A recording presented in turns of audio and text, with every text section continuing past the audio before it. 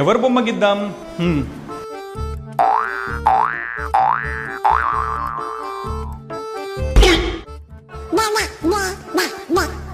రే ఎవరిదిరా బొమ్మ?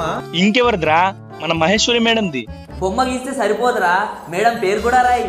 మంచి ఐడియారా. ఏదో తక్కువైందే. మహేశ్వరి పిశాచి.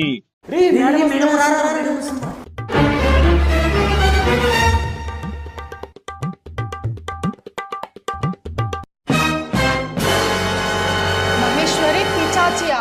ఎవర్రా ఈ బొమ్మ గీసింది? మీరు ఇలా చెప్తే వినర్రా? ఉండండి, ప్రిన్సిపల్ తీసుకొస్తాను.